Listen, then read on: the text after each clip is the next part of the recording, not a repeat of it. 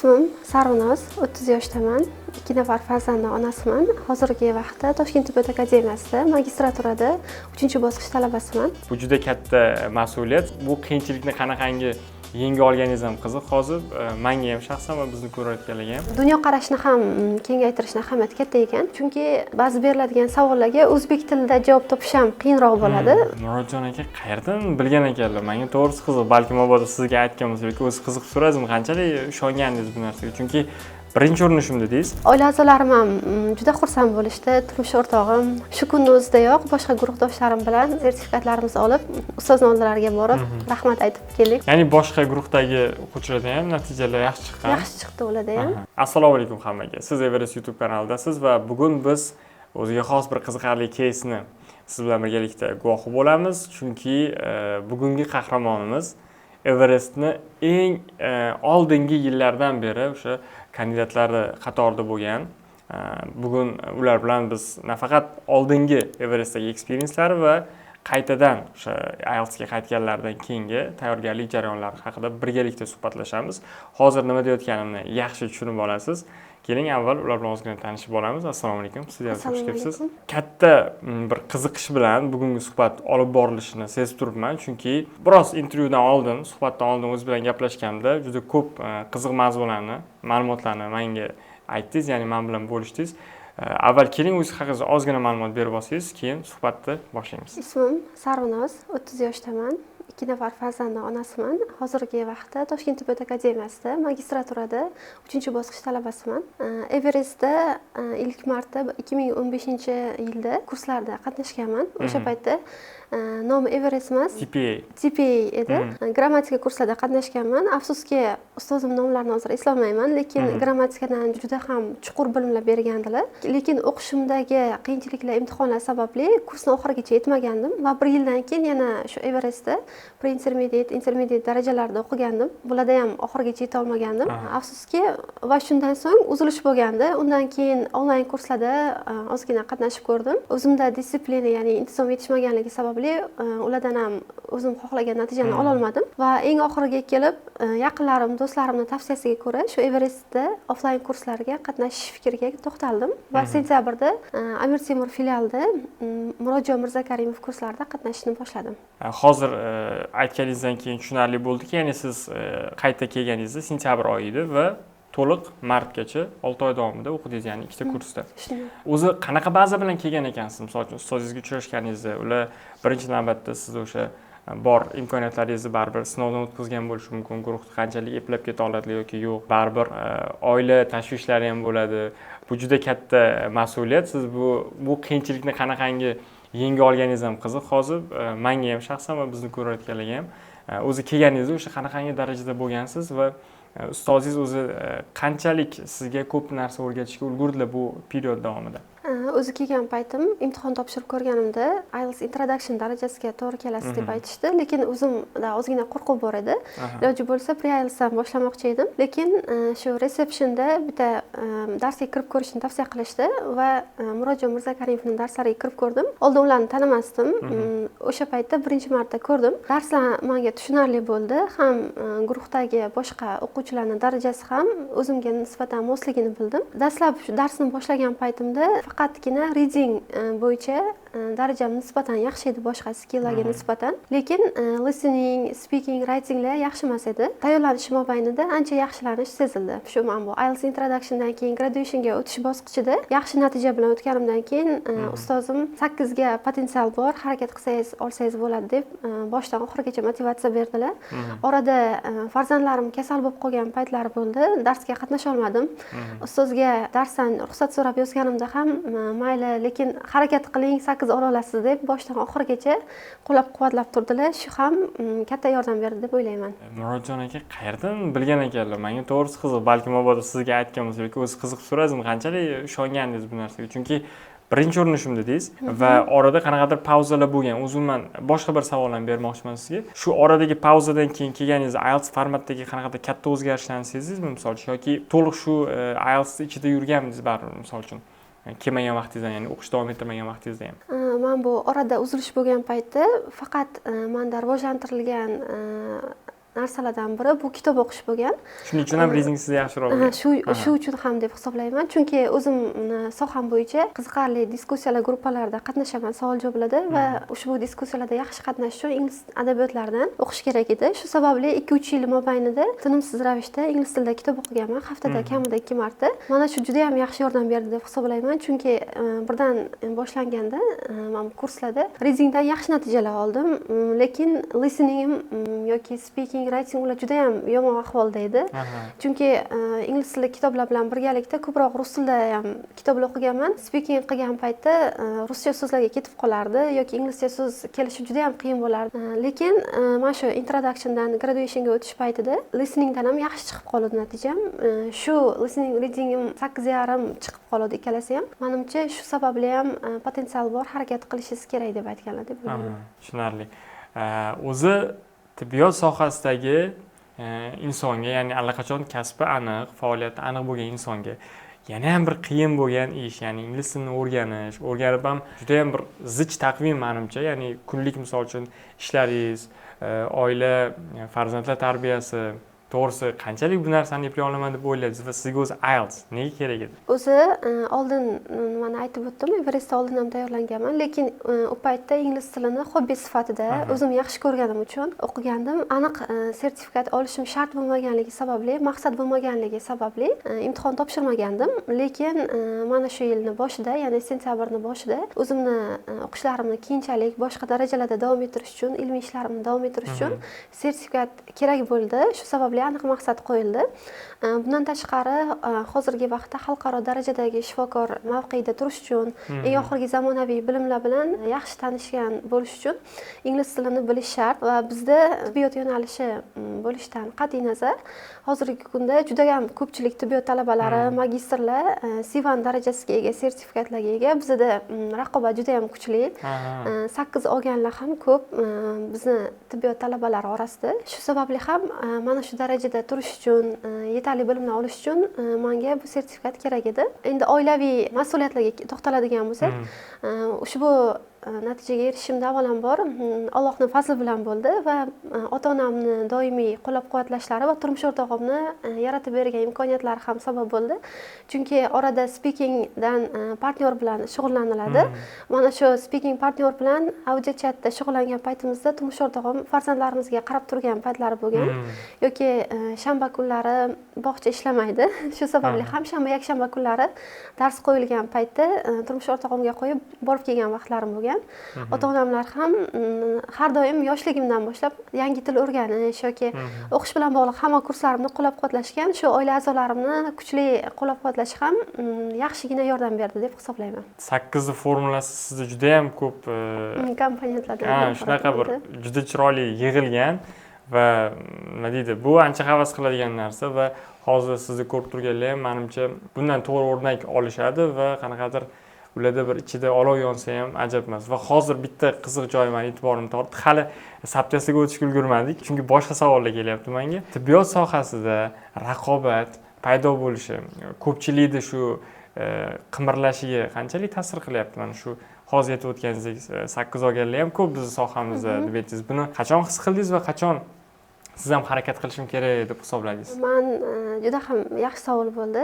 Bakalavrni bitirganimdan keyin magistraturaga topshirishimdan oldin menda tanaffus bo'lganda, farzandli bo'lganligim sababli. Shundan so'ng tanaffusdan keyin magistraturada davom ettirganimda yana orada tanaffus bo'lganda, farzandli ikkinchi farzandim sababli. Mana shu tanaffusdan keyin tibbiyotga qaytib kelganimda, boya aytib o'tganimdek, diskussiyalarda qatnashganimda o'zimni tengdoshlarimning darajasi ancha yuqorilab ketganligini his qildim. Chunki misol uchun rus tilidagi yoki o'zbek tilidagi 10 yil, 15 yil orqadagi adabiyotlardan emas, eng oxirgi zamonaviy adabiyotlardan, maqolalardan o'qib, ularning bilim darajasi oshib ketganligini his qildim va ushbu darajada bo'lish uchun menga ingliz tilini bilish juda ham muhim edi. Birinchi o'rinda bilimlarga yo'l ochuvchi eshik vazifasini bajargandi. Shu sababli ham tezda o'rganishim kerak degan fikrga keldim. Orada onlayn kurslarda yaxshi natija ola olmaganligim sababli offlayn kursga qatnashishga majbur bo'ldim desa ham bo'ladi. Tushunarli. Demak, qaysidir ma'noda baribir o'sha sohani o'zidagi yangi bilimlarni olish uchun ham baribir til kerak. Buni ko'p bora o'zi takrorlaymiz, ko'p bora bu narsa o'zini tasdig'ini topaveradi amalda. Menimcha yetib keldik IELTS qismiga. O'sha listening, reading, writing, speaking bo'yicha alohida bir gaplashamiz. Undan oldin o'sha subtestlaringizni aytib o'tsangiz, har biri bo'yicha qanaqa chiqqan? Listening 8,5, reading 9, writing 7 va speaking 6,5 natijani qayd etdim. Readingdan 9 o'sha baribir o'zingiz uchun eng sevimli bo'lgan menimcha subtest. Keling undan shu readingdan boshlaymiz. Mana shu readingni qay darajada inson o'zi uchun sevimli qilib olishi mumkin mashg'ulot sifatida. Ya'ni deylik, ko'pchilik uchun o'zi aslida har birini biz qaysidir toifa uchun zerikarli deb aytsak bo'ladi, lekin reading baribir o'sha ko'proq o'qish talab qiladigan, sal zerikarliroq tuyuladigan section. Shuning uchun shu zerikarli qilmaslik uchun qanaqangi yo'llar bor? Men o'zimda yaxshi sinalgan usul, boya aytib o'tganimdek, kitob o'qish menga juda ham yaxshi yordam berdi. Birinchi bo'lib, shu o'zimni tengdoshlarimni, kursdoshlarimni darajasi yuqoriligini his qilgandan keyin kitobni varaqlashga majbur bo'ldim. Lekin boshida lug'atsiz o'qish qiyin bo'lgandi, ya'ni bir abzasdan u yog'iga lug'atsiz o'tolmagandim. Lekin o'qishni ko'nikmasini davomiy shakllantirish davomida lug'at ishlatmasdan avval tushunib ko'rishga harakat qilardim. Agar tushunishni iloji umuman bo'lmasa, keyin lug'at ishlatardim. Shu sababli ham ma'lum bir kontekstni o'qib, lug'atsiz ma'nosini chiqara olish qobiliyati vaqt o'tib shakllandi. Mana shu IELTSga tayyorlanish davomida ham boshqa guruhdoshlarimga ham shu usulni tavsiya qildim. Ya'ni ingliz tilida o'zini qiziqtirgan sohada kitob o'qishni yoki maqola o'qishni tavsiya qildim. Mana shu maqola yoki kitob o'qish davomida ma'lum bir matnni hamma so'zlarini tarjima qilmasdan turib tushunish qobiliyati shakllansa, menimcha readingdan ham yaxshi natija ko'rsatish mumkin. O'zi reading ham bundan holi juda ko'p bo'ladi. O'sha kontekstni to'g'ri tushunib, ma'nosini chiqarib olish, deyarli o'sha sizni chalg'itishi mumkin bo'lgan narsalarni chetlab o'tishingizga yordam beradi. Ustozingizdan nimalar o'rgandingiz mana shu reading bo'yicha? Ayni shu 6 oy davomida. Ustozdan o'rganganim, readingim kursga kelishdan oldin nisbatan yaxshi bo'lsa ham, lekin tezligi mencha past edi. Avvalambor kursdagi mana shu vazifalarni darsda o'tilgan yechgan testlarimizni uyga tahlil qilib kelardik. Mana shu uyga vazifani chuqur tahlil qilish anchagina yordam berdi. Bundan tashqari true false not given, yes no not given savollarda ham muammolar bor edi. Bular bo'yicha o'zlaridan maslahatlar oldim va ko'proq shu uyga vazifani tahlil qilish davomida anchagina ham tezligim oshishi, ham savol turlarini yaxshiroq tushunishim oson bo'lib, natijalarim ham yaxshilanib bordi. Imtihonni o'zicha mana har biri bo'yicha suhbatlashyapmiz ozginadan, o'zingizdagi o'sha qilingan ko'nikmalar ustozingiz tomonidan berilgan va imtihonni o'zida siz 9 oldim deb hisoblaganmidingiz chiqqaningizda? O'zi ichkaridagi reading savollari qanchalik sizni qo'rqitdi yoki bemalol xotirjam o'zingizni tutishingizga yordam berdi? Imtihonda Allohning fazli bilan juda ham menga oson tuyuldi uchala passage ham. Chunki kursga tayyorlanish davomida juda ham qiyin mavzularda yechgandik. Ayniqsa men uchun biznes va texnologiya mavzularida tushganlar juda ham qiyin bo'lardi. Meditsina borasida tushganini yoki psixologiyani juda ham oson yechardim. Imtihonda ham juda ham oson passagelar tushdi. Hammasiga vaqtida ulgurib, vaqtim ortib qolib, qayta tekshirishga ham ulgurdim va o'sha paytda yechganimda taxmin qilgandim, menimcha hammasini to'g'ri yechdim deb, bir ikkita savolda ikkilanish bo'lgandi, lekin to'g'ri oldim deb o'ylagandim va shunaqa natija kuzatildi. Menga oson tuyuldi. Yaxshi savollar tushganda. Endi listening haqida ozgina gaplashayman. Listening ham salkam maksimal ball. Nima deb o'ylaysiz o'zingiz? Mana listeningda kelganimda nisbatan o'sha pastroq edi yoki qanaqadir o'zgarishlar bo'lgandi. Qancha vaqt yetarli bo'ldi listeningning formatini tushunib olib, o'sha deyarli 8,5 lik yoki 8+ chiqib turishi uchun?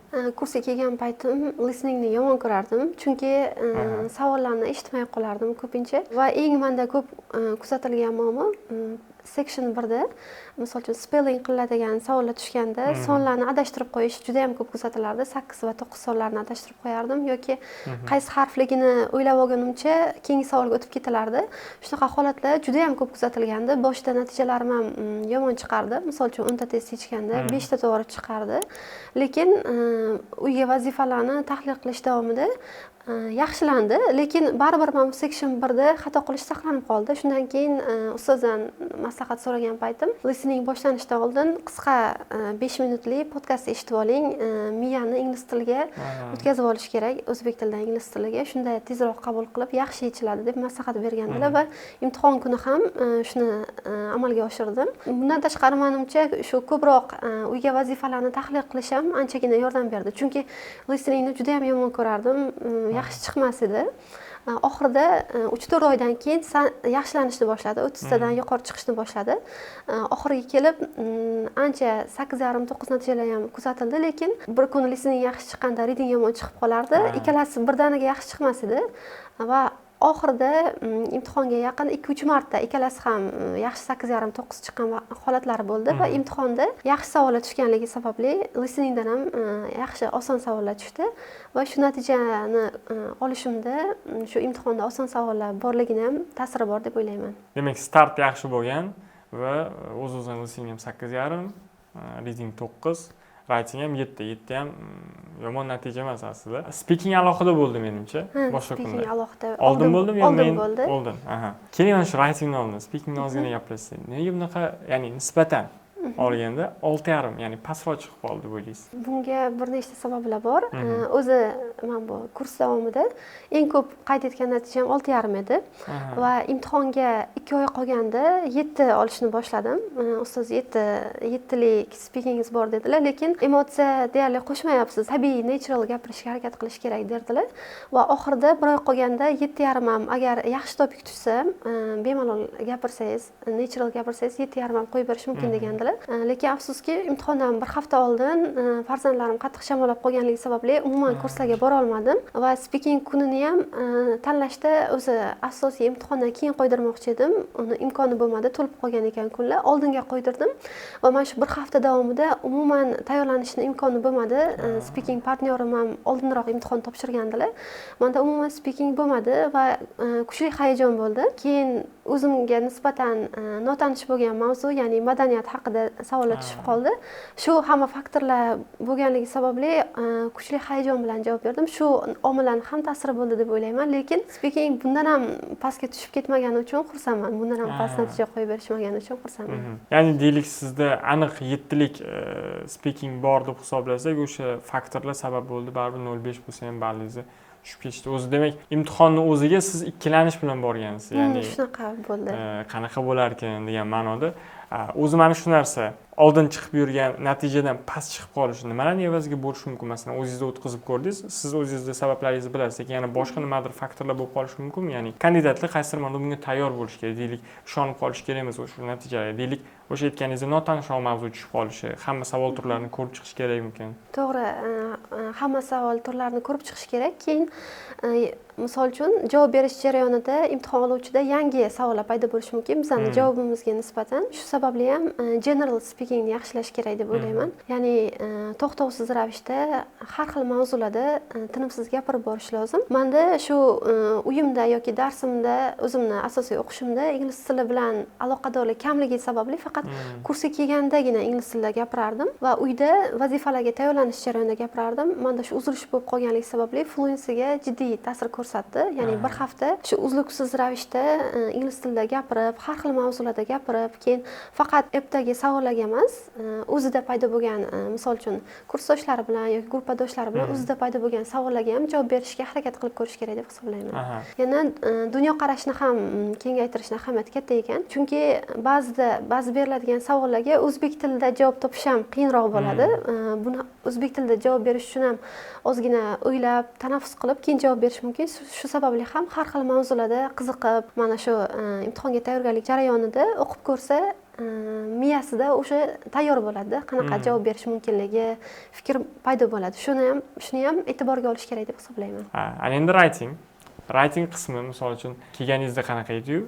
Deylik, shu 6 oy davomida qaysi darajagacha chiqdi misol uchun? Kursga kelgan paytimda writing darajam menimcha ancha past edi, chunki shu oldin kursga borganimdan keyin, mana sentyabrda borishimdan oldin orada umuman writingga aloqador hech qanaqa praktis yoki nimadir yozib ko'rishlar bo'lmagandi menda va birinchi kelganimda ayniqsa task 1da qiynalardim. Strukturasi qanaqa yozish kerak, rosa qiyinchilik bilan bo'lardi. Task 2 nisbatan yaxshiroq baholanardi, task 1da rosa ham qiynalardim. Stabil 6,5 boshda 6 dan boshlandi esselarim va 6,5 bilan baholandi va oxirida ham qanaqadir menda motivatsiya yo'qolgandi, ya'ni reytingdan 6,5 dan yuqori ola olmasam kerak. Undan ko'ra boshqa 3 tasini yaxshi rivojlantirishim kerak deb. Lekin mana shu imtihonga 1-2 hafta qolganda Murodjon ustozimiz aytdilar, sizni darajangizda 6,5 dan ham yuqori yozish mumkin bilimingiz bilan. Mavzu tashlayman, task bir taskiga yozib berasiz. Men xatolaringizni tahlil qilib beraman dedilar. Va men uyda edim, farzandlarim kasalligi sababli ularga yozib yubordim. Keyin bittalab tushuntirib, tahlil qilib yubordilar. Xatolarimni ko'rsatdilar. Ya'ni shu xatolarim fikr yaxshi kelardi o'zi task 2 da, lekin uni yaxshi ifodalab, aniq argumentlar bilan rivojlantira olmasdim. Mana shu xatolarimni aniq ko'rsatib berdilar va bemalol mana shu hozir yozib yuborgan essay uchun 7,5 ola olasiz dedilar. Menda qanaqadir yaxshi motivatsiya bo'ldi bu. Imtihonga kirganda ham writingdan ham Allohning fazli bilan juda ham oson mavzu tushdi. Task 1 dan table tushdi va task 2 dan oson opinion essay tushdi. Va shundan so'ng ishonch bilan yozdim. Lekin task 2 ni oxirigacha yozib, task 1 da oxirgi badini yozishga ulgurmadim. Lekin qanaqadir o'zimda ishonch bo'ldi. Task 2 ni yaxshi yozib qo'ydim, yaxshi ball chiqishi mumkin degan. Mana shu kursda tayyorlanish davomida olingan ko'nikmalar va oxirida bergan maslahatlari, yo'nalishlari juda katta yordam berdi. Chunki 7 menda bir marta chiqqandi faqat tayyorlanish davomida va imtihonda shu natija ikkinchi marta qayd etildi. Natijangiz chiqdi, keldi xabar. Albatta oilangiz bilan birinchi ulashgansiz bu narsani. O'sha paytdagi emotsiya qanaqa bo'ldi? Ularning emotsiyasi, ular qanchalik sizga ishonishgandi? Kutilgan natija bo'ldimi yoki kutilmaganroq? To'g'risi imtihondan birinchi chiqqan paytimda 8 ehtimolligi bor degan ishonchi bor edi, ozgina bo'lsa ham, chunki asosiy imtihon oson tushgandi. Speakingda qiynalgan bo'lsam ham, balki 8 chiqib qolishi mumkin degan tushuncha bo'lgandi. Keyin imtihondan chiqish bilanoq ustozga qanaqa yechganlarim haqida gaplashganimda, inshaalloh 8 chiqadi degandilar ular ham. Lekin mana shu 13 kun kutish mobaynida kundan kunga o'zimni ishonchim pasayib borib, 7 chiqsa ham mayli degan fikrlar ham kelgandi. Qanaqadir speakingdan past qo'yib yuborish mumkin degan fikrlar ham kelgandi. Javoblar chiqadigan kuni javoblar chiqquncha saytga kirib 10 martadan ko'p tekshirib chiqdim va oxirida javoblar chiqqanda 8 chiqqanini ko'rib juda ham xursand bo'lib ketdim. Birinchi bo'lib ustozga tashadim. O'zi to'g'rimi saytda chiqqanim, men xursand bo'lib hammaga aytib qo'ysam, keyin boshqacha natija bo'lib qolmaydimi deb yozdim va oila a'zolarim bilan ham bo'lishdim. Ular lekin bemalol ola olasiz deb boshdan oxirigacha qo'llab-quvvatlashdi. IELTS haqida tushunchasi kamroq bo'lgan do'stlarim, qarindoshlarim ham undan ham yuqori ola olasan deb boshdan oxirigacha qo'llab-quvvatlashgandi. Oila a'zolarim ham juda xursand bo'lishdi, turmush o'rtog'im, hammamiz xursand bo'ldik va shu kunning o'zidayoq boshqa guruhdoshlarim bilan sertifikatlarimizni olib, ustozning oldilariga borib, rahmat aytib keldik, xursand qilib. Ya'ni boshqa guruhdagi o'quvchilarda ham natijalar yaxshi chiqqan. Yaxshi chiqdi ularda ham.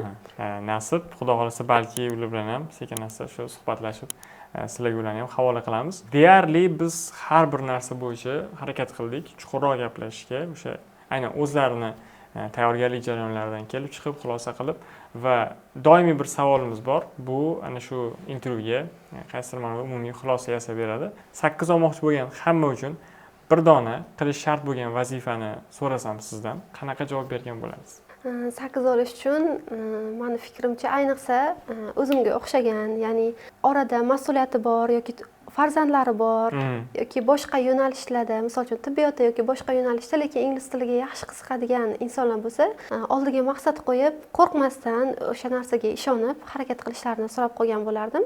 Va albatta ingliz tilini yaxshi ko'rish, o'zini sohasida inglizcha istalgan narsa, kitob o'qish, maqola o'qish yoki video ko'rish, chunki hamma o'zini sohasi haqidagi ingliz tilidagi ma'lumotlar bilan tanishsa, uni o'zlashtirish, uni tushunish osonroq bo'ladi. O'zini sohasidan kelib chiqqan holatda ingliz tilidagi biron xil ma'lumotlarni to'xtovsiz ravishda olib turish. Bu kitob ko'rinishida, maqola ko'rinishida yoki misol uchun video darslik ko'rinishida bo'lishi mumkin. Shuni tavsiya qilgan bo'lardim. Katta rahmat bugungi suhbat uchun. Vaqtdan kelib chiqib ana shu ko'proq narsa o'ylashga harakat qildingiz. Buning uchun katta rahmat. Ajratgan vaqtingiz uchun ham katta rahmat. Va o'sha yuqorida gaplashganimiz, keyingi rejalaringiz, maqsadlaringizga erishishda doim sizga kuch-quvvat va hech qachon to'xtab qolmaslikni tilab qolamiz.